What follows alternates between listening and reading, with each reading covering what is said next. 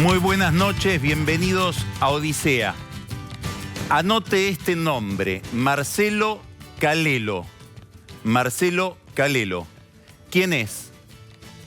Es el dirigente deportivo que acaba de ganar las elecciones esta tarde en Quilmes. Es la derrota de Aníbal Fernández. No es una historia que tenga que ver solo con el deporte, con el fútbol, solo con Quilmes. Tiene que ver con la historia del kirchnerismo, porque es probablemente la última frontera a la que se había replegado Fernández, el Club Quilmes, que tiene muchísimos significados en la historia argentina de los últimos años.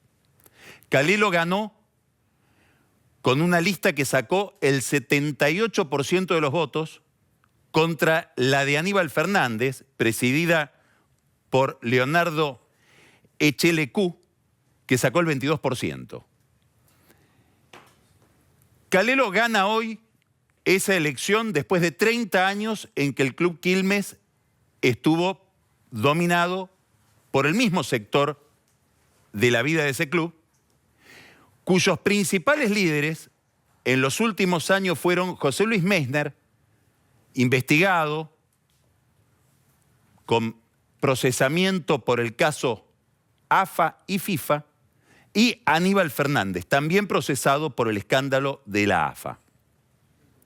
¿Qué significa Quilmes para la política argentina de los últimos años? Significa el RENAR manejado por Andrés Meissner, el hijo de José Luis Meissner, el socio de Aníbal, y ahí los hermanos Lanata, traficando armas en el lugar donde se debería controlar las armas. Usted recuerda a los hermanos Lanata con Esquilachi condenados por el triple crimen de Quilmes, General Rodríguez. Significa fútbol para todos, donde precisamente se cometieron tantas irregularidades y se derrocharon tantos recursos del Estado que Aníbal Fernández terminó procesado. El acuerdo entre el Estado Nacional y Grondona, el dirigente histórico y ya fallecido de la AFA, se realizó a instancias de Aníbal Fernández y José Luis Meissner, su socio en Quilmes, que también termina derrotado hoy. Ese escándalo de la AFA no se explicaría sin la presencia de estos dirigentes. Significa el escándalo y el puente entre la Argentina, el fútbol argentino y el bochorno internacional, el negociado internacional de la FIFA. Cuando Alejandro Bursaco tuvo que declarar ante los tribunales de New York por el escándalo FIFA, los oficiales del FBI que estaban en la audiencia le preguntaban por ese narcotraficante que ustedes tienen de jefe de gabinete. ¿A quién se referirían? Aníbal Fernández. Marcelo Calelo, el nuevo presidente de Quilmes, después de que salió del club elegido, fue a hacer una visita. Martiniano Molina, el intendente de Quilmes por el PRO, cuyo entorno intervino militantemente en la elección de este club con la consigna que el cambio llegue al club, que el cambio llegue a Quilmes. Subliminalmente una continuidad entre el cambio político que se dio en Quilmes y el cambio también político que se está dando en el club Quilmes, del municipio al club. Quiere decir que hay un puente aquí entre el PRO de Quilmes y la conducción de Quilmes. Hay un puente en la lucha política entre el PRO, Cambiemos, y el peronismo representado por Aníbal Fernández, que viene a prolongar la gran batalla de las elecciones del año pasado. Sin la derrota de Fernández, muy probablemente Macri hoy no sería presidente. Ahora, esto, además de ser una especie de historia local con gran significación nacional por todo lo que dijimos que pasaba en Quilmes, sin entrar en el submundo de las barras bravas, tiene que ver con un aspecto más general de la política argentina hoy, sin el cual no se comprende el funcionamiento sobre todo del oficialismo. Y es una relación muy estrecha entre fútbol y política. Esa relación es habitual en muchas sociedades. En las sociedades donde predomina el fútbol como deporte masivo, como pasión, la política está siempre próxima a ese deporte que define, tal vez como ninguna otra clasificación, como ningún otro factor, las identidades. Es muy probablemente hoy la identidad futbolística, la pertenencia a un club, la pertenencia a una hinchada sea más definitoria, más determinante en la emocionalidad de la gente que la pertenencia a un partido político o a otra organización. Por lo tanto, la política se acerca muchísimo al fútbol y grandes dirigentes políticos de la historia regional y de la historia internacional estuvieron y están ligados al fútbol. De memoria, Julio María Sanguinetti Peñarol en Uruguay, Colo-Colo y Piñera en Chile, ni hablar de Berlusconi, y podríamos seguir sumando. En la Argentina es obvio, Massa y Tigre, Moyano e Independiente, y un caso muy importante, Macri y Boca. ¿Por qué es tan importante? Porque en el caso de Macri, la relación con el fútbol explica mucho más que en el caso de otros dirigentes políticos. ¿Por qué? Porque Macri no se entiende a sí mismo como un político, pero sí se entiende como un dirigente del fútbol. Es decir, Macri se considera un outsider de la política y vende eso. Eso en un momento en que la política está impugnada a escala nacional e internacional, es un gran atractivo de su figura. No soy político, miro la política desde afuera. Soy un outsider de la política. En cambio, del fútbol, son un insider. Pertenezco al fútbol. Mi identidad se definió ahí. Y es más, vuelvo a Julio María Sanguinetti, el gran intelectual y político uruguayo que dice, Macri sí es empresario. Es raro que haya un empresario que presida un país cuya sociedad penaliza la riqueza, como la Argentina.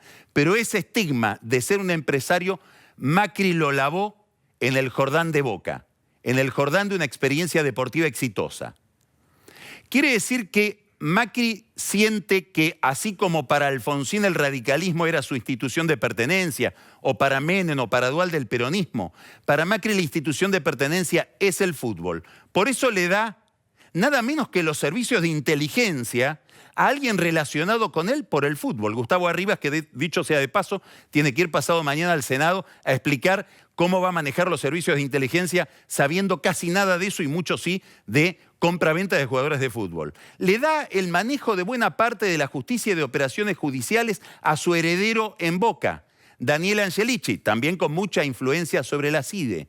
Tiene como mano derecha en todo este mundo deportivo a Fernando Marín, antiguo amigo de su padre y también de él, dirigente de Racing y además dirigente del tenis en la Argentina. Quiere decir que Macri, que a diferencia de los Kirchner, y a diferencia sobre todo de Néstor Kirchner, llega al poder, pero no tiene una aspiración intrusiva respecto de las instituciones civiles. ¿Qué quiero decir? No se propuso cambiar al presidente de la UIA, no sé si le interesa cambiar a la conducción de la CGT, no sé qué interés puede tener Macri en introducirse en determinadas instituciones de la sociedad civil para modelarlas a su imagen. Sí quiere dominar el fútbol. Y esto es lo que no entendió Tinelli. Tinelli no entendió que cuando aspiró a presidir la AFA se estaba metiendo en un campo que Macri cree debe ser un imperio casi personal. El de esa organización, el de ese deporte. Lo entendió mejor Moyano, que sigilosamente se fue retirando de la pelea y ahora solo pide que respeten los negocios, los intereses y la subsistencia de los clubes chicos en la persona de su yerno Chiquitapia. Es cierto que la pelea de Macri con Tinelli no se limita al problema del fútbol, sino que tiene antecedentes que están arraigados en la campaña electoral que llevó a Macri a la presidencia. ¿Por qué? Por una razón muy sencilla. Tinelli jugó todo a Scioli por una relación estrechísima que hacía que, por ejemplo, fuera la cara del Banco Provincia. Esto daría para otra conversación que algún día podemos tener, que es qué pasó con toda la dirigencia argentina que apostó a la continuidad del gobierno anterior a través de Daniel Scioli y que se encontró desconcertada frente a Macri. Muy probablemente este desconcierto sea uno de los grandes activos de Macri frente a esa dirigencia, con la cual tiene muchísimos menos compromisos que los que podría haber tenido Scioli, que era el caballo ganador. Macri, en el intento de dominar el fútbol, logró lo que soñaba. Logró imponer al frente de la AFA hoy, por medio de una comisión, pero probablemente lo impulse también si llega a haber elecciones, a Armando Pérez, un empresario como él que reconvirtió Belgrano de Córdoba, como él reconvirtió a Boca. Armando Pérez hoy pudo definir quién va a ser el próximo director técnico de la selección, entre otras cosas Edgardo Bauzá, el patón Bauzá. ¿Qué pretende hacer el gobierno con esto? Una reducción a escala de un eje general discursivo que tiene Cambiemos, que es justamente la idea de cambio. La idea de que allí por donde pasa Macri cambia lo viejo. El que mejor define esta posición probablemente sea Marcos Peña, quien ahora está diciendo algo muy inteligente.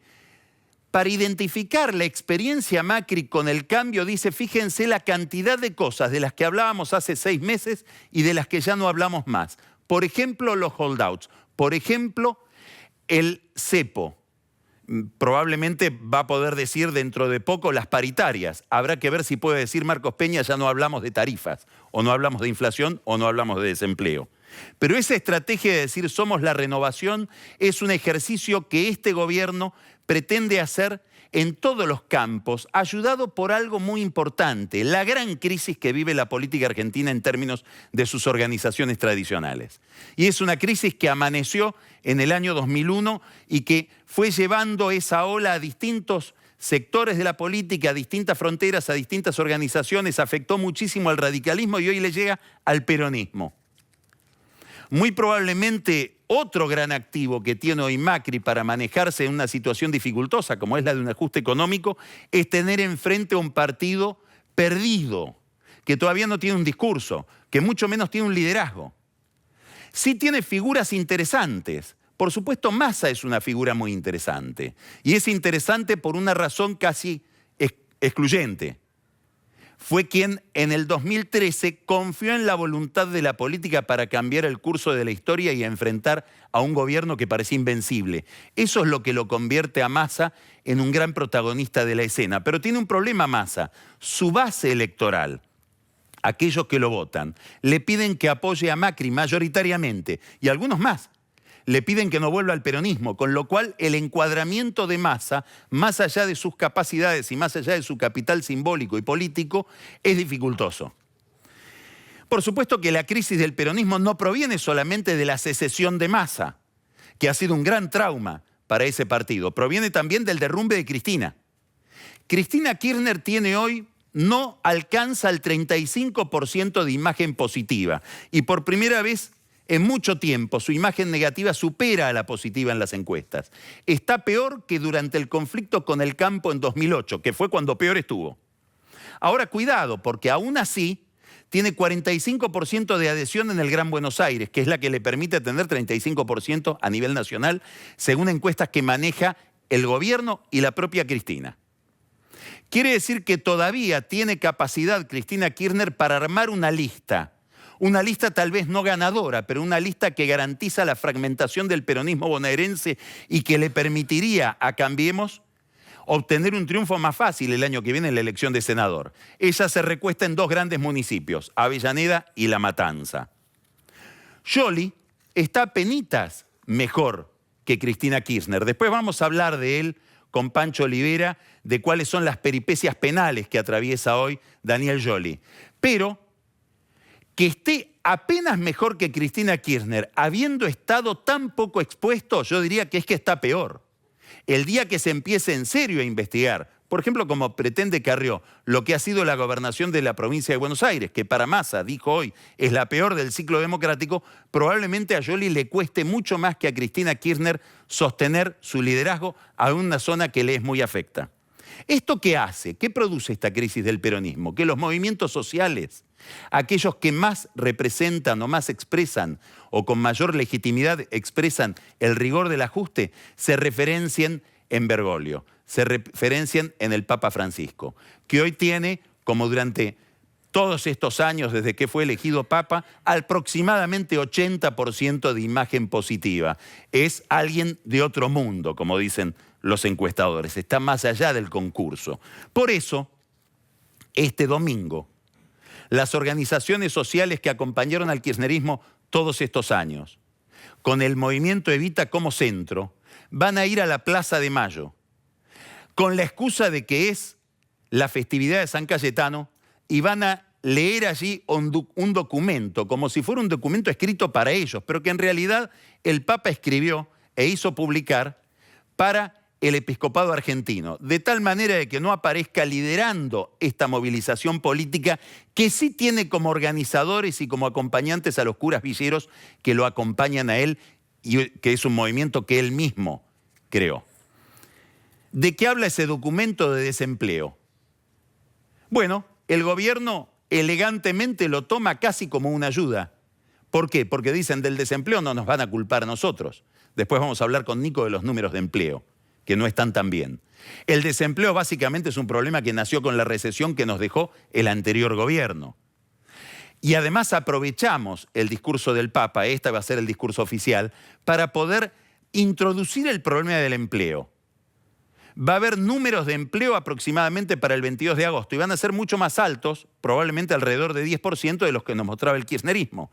No solamente porque hay un poco más de desempleo, sino porque en la encuesta de empleo que usaba el gobierno anterior hay 500.000 casos adulterados en su base, es decir, trampa para que se note menos desempleo.